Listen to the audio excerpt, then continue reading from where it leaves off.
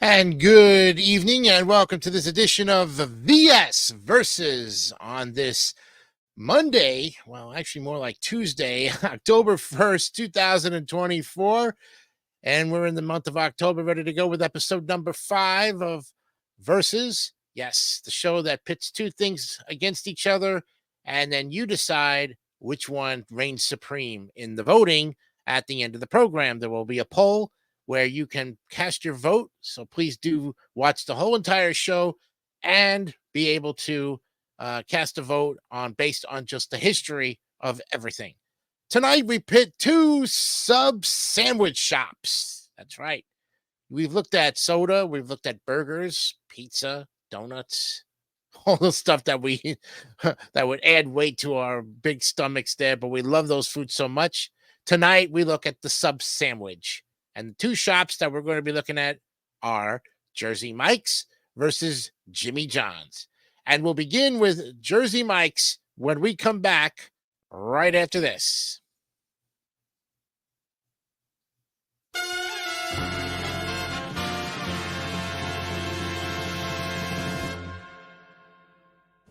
Today, a refresher course in sore throats. There's the one from smoking. The dry, tickly kind. The burning sore throat. Fortunately, there's great-tasting Luden's cough drops. Luden's help replace pain with pleasure. They quickly dissolve to coat irritated, inflamed tissue with soothing, cooling relief. So, for minor sore throat problems, get major relief from Luden's. TV 20 setting a blockbuster of a season. And to keep up the spirit, we're joining forces with NBC to bring you Blockbusters, the hit game show that's sweeping the nation. Test your skills and see if you can follow the clues to come up with the right answers. Blockbusters, weekday mornings at 9:30, only on Coffee Stereo TV 20. Okay, you get home from school, you want brownies. What are you gonna do? You're watching cartoons. You want brownies. What are you gonna do? Here's what you do. New ready-to-microwave fudge brownies. From Pillsbury. Out of the fridge, into the microwave. 5 minutes. Moist, chewy brownies anytime. Right, Timmy? Right, Bubby? And hey, all you gotta clean up is Timmy. New refrigerated, ready-to-microwave fudge brownies. Here, in the dairy case. Woohoo! In trying to make an artistic statement, one should be careful not to let one's personal aroma do the talking. In order not to offend the critics, I recommend Right Guard Sports Stick. It provides maximum protection and the freshest scents, a sublime palette of odoriferous emanations. After all, a true artiste should be remembered for his inspiration, not his perspiration. Right Guard Sports Stick. Anything less would be uncivilized. Wherever wheels are rolling, no matter what the load, the name that's known is Firestone. Wherever rubber meets the road, wherever folks vacation, wherever crops are grown, the name that's known is Firestone. Where the rubber meets the road. Okay, the way we see it, CERT is the new way to fall asleep. Counting sheep, the old way. Look, the CERTA Perfect Sleeper. Supreme comfort, gets me to sleep fast. Counting sheep, slow, boring. Solution, you gotta be new, now, happening. Any suggestions? Gonna put you to sleep, gonna put you to sleep with the sheep, with the sleep, and there's no OP. Gonna put you to sleep with a sleep that's deep. Yo, gonna put you to sleep, put you to sleep.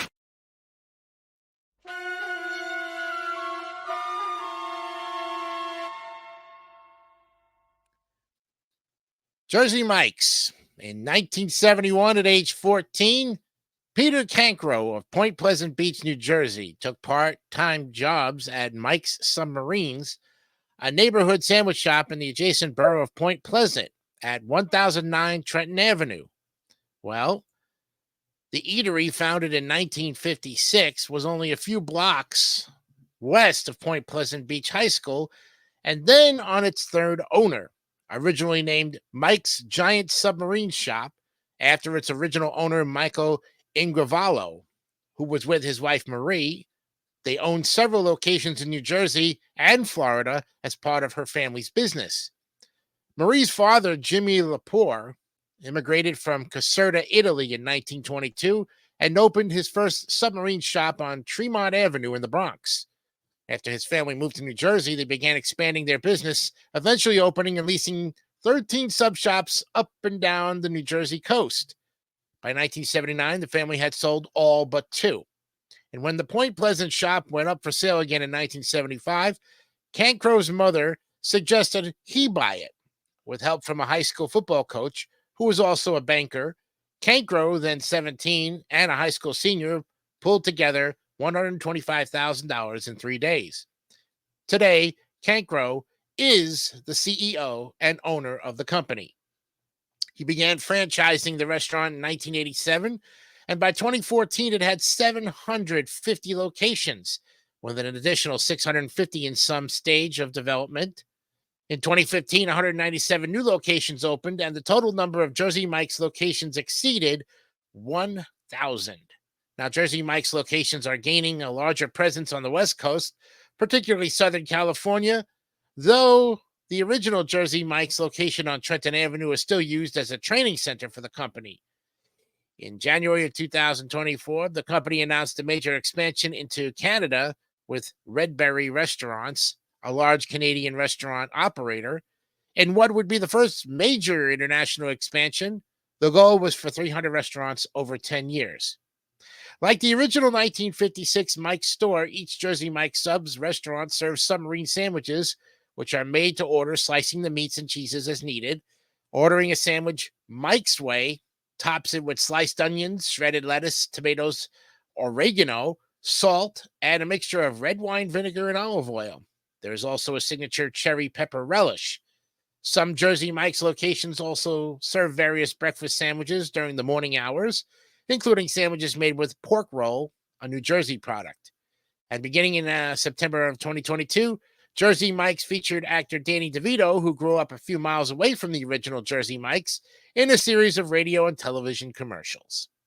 And there you have it, folks. A look at Jersey Mike's. And coming up after the commercial, when we come back, we will look at Jimmy John's right after this.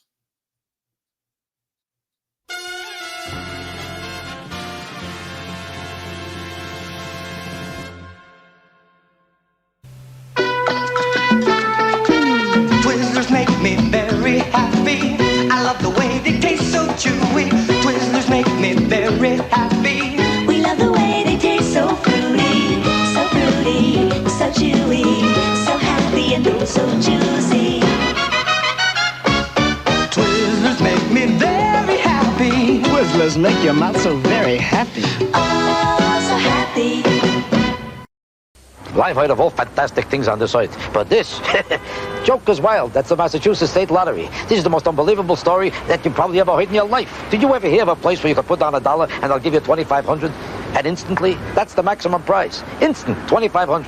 And you're sitting in the house doing nothing, you could win it the first time, a second time, a third time. You could win 3 times on the same dollar. I can't control myself. Look how I'm choking while I'm talking to you about it, because I can't believe it. My brother-in-law buys nothing. He bought this. It's our job as official spokes candies of the new millennium to choose a host for the big New Year's bash in Times Square. And we want you. What my yellow-bellied friend here is trying to say is we want you, Dick. That's what I said. No, you said we want you. I said we want you. You were begging. I was making a dramatic point. Was not. Was 2. Not. 2. Not. 2. No. Ow. So. I don't think so, guys. What? I was the host of the first millennium. Thanks anyway, candies. Whew, he does look young for his age. Uh-oh. Guess what day it is? Guess what day it is? Huh? Anybody? Julie, hey, guess what day it is? Oh, come on, I know you can hear me. Mike. What day is it, Mike? Leslie, guess what today is? It's hump day. Woo-hoo! Ronnie, how happy are folks who save hundreds of dollars switching to Geico? I'd say happier than a camel on Wednesday. Hump day! Get happy. Yeah. Get Geico. 15 minutes could save you 15% or more. No matter who's dealing the cards. Brand new deck of cards all shuffled and cut. The Sharks are in it to win it. We are on our way. Higher! Everything that it is lower! Lower than a 10, a 3. Yeah, higher than a 4, and it is!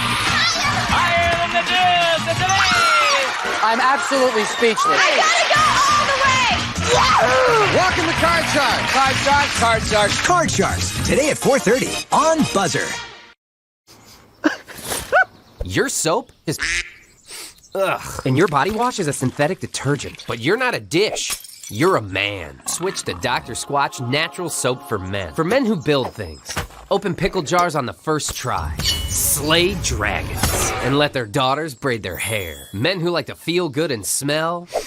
Titillating. Dr. Squatch takes you places you never thought you'd go. Naked.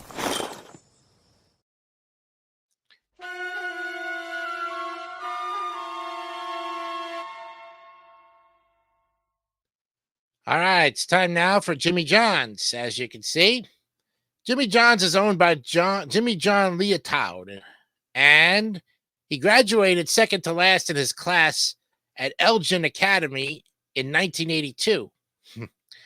His father gave him a choice to either join the army or start a business. Although his father wanted him to enlist, the younger Leotoud chose the latter, and his father agreed to loan him $25,000 in exchange for a 48% stake in the business. Initially, Leotoud wanted to open a hot dog stand, but after visiting numerous such stands throughout the summer of '82, he realized that $25,000 would not be enough for such a venture. After a chance encounter at a sandwich shop, he realized that he could open a sandwich shop within his available budget by purchasing premium meats at a neighborhood market and baking his own bread. With the help of his family as tasters, he decided to put 4 sandwiches on his original menu. Paying $200 a month in rent, Leotoud could afford only used equipment consisting of a refrigerator, a chest freezer, an oven, and a meat slicer. January 13th, 1983, Jimmy John's Gourmet Sandwiches opened in Charleston, Illinois. And due to the poor location of his first store, Leotoud decided to include delivery of his sandwiches to boost sales. Well, he began by bringing samples door to door to the dorms of nearby Eastern Illinois University, which he had attended for 1 semester. By the end of his first year, the restaurant started making a profit. In April of '85, Leotoud bought out his father's interest in the business, becoming the sole owner. In '86, he opened his second store in Macomb, Illinois, and in '87, he opened a third in Champaign, Illinois. In '88, he met Jamie Coulter, who at the time was a Pizza Hut franchisee and would later become the CEO of Lone Star Steakhouse and Saloon. Coulter mentored Leotoud and taught him how to effectively run multiple units.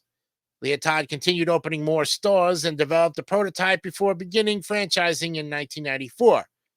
That same year, he sold his first Jimmy John's franchise, in addition to the 10 stores owned by Leotoud himself. The franchise store opened in Eau Claire, Wisconsin. In 2001, the 100th Jimmy John's store opened in Mount Pleasant, Michigan.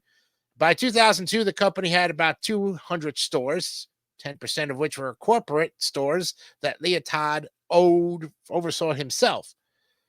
Well, however, Leotoud noticed that sales at the stores he owned were outpacing the franchise stores by a wide margin. He stopped selling franchises for 1 year to give support to stores that were struggling. Together with his partner and now president and CEO, James North, he visited 70 of the poorest performing stores. After 18 months of getting the stores back to basics and instilling in them some of that initial spark, he was able to help the stores become more profitable. In 2007, the 500 store opened in Seattle, Washington, and in 2010, the 1,000 store opened in Beaverton, Oregon. As of March 2017, Jimmy John's had almost 3,000 stores, with plans for expansion up to 5,000 and beyond. Leotoud realized that in order to grow, he would need help acquiring better locations for his stores. Since he had little expertise in real estate, he decided to take on a partner who did. In January of 2007, he sold a 33% stake to Weston Presidio, a San Francisco-based private equity firm. In the first year, after partnering with Weston Presidio, 100 real estate deals were closed. The company has completed 2 recapitalizations since Weston Presidio's investment. In the summer of 2015, pictures of Leotoud posing with big game circulated on social media. leading to increased calls to boycott his restaurants. In a 2015 interview with the Chicago Tribune, Lautoud said, "I don't hunt big African game anymore." In September of 2016, Jimmy John's announced that Rourke Capital Group had agreed to acquire a majority stake in the company. Terms of the transaction were not immediately disclosed, though it was later clarified that Leotard retained 35% of ownership of the company as part of the deal. As part of the agreement, he would continue as chairman of the board. September 25th, 2019, Inspire Brands, affiliated with Rourke Capital Group, announced that it was buying Jimmy John's for an unspecified amount in a deal unanimously approved by Leotard and the rest of the Jimmy John's board of directors. At the close of the deal, Leotard would step down as chairman of the company and transition to become an advisor to the brand. The acquisition was completed on October 18th.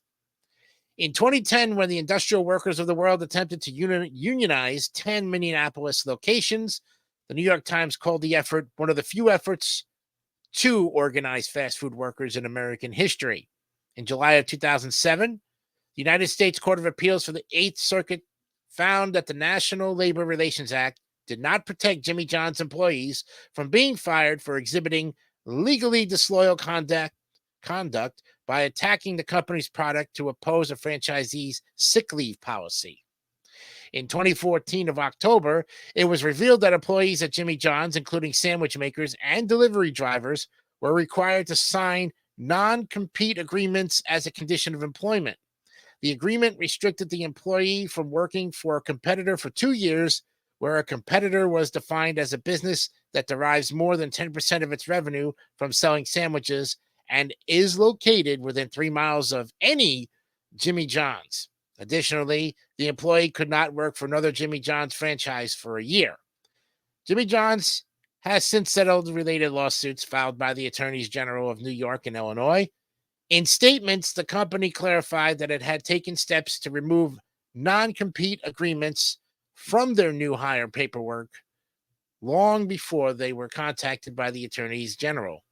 And that enforcement of non-compete agreements against our own hourly store employees is not a part of Jimmy John's culture or business model. Well, that's going to do it for this edition of Versus. As you can see, there are the two contrasting sub-sandwich shops, Jimmy John's versus Jersey Mike's. You now have the decision to decide which one reigns supreme. After we go off the air, the voting starts, and you can have a partake in it. Next time on the program, we're going to look at two separately different things. And on the next program, which will be episode number 6, we'll give you the results of our first 5 shows, telling you where everybody stands with the voting of the first 5 episodes of Versus. We hope you're enjoying this program very much. Please send us feedback, of course, in Jay's All TV and Sports Facebook group, since, of course, commenting is now prohibited due to the trolls. But in the meantime, this program is being recorded and will be uploaded again tonight at the 9 o'clock hour for you to watch and to enjoy. Till then, I'm Jason Icanio. Remember, be honest, be real, and keep it simple, stupid. Yes. Have a good night. We'll see you then.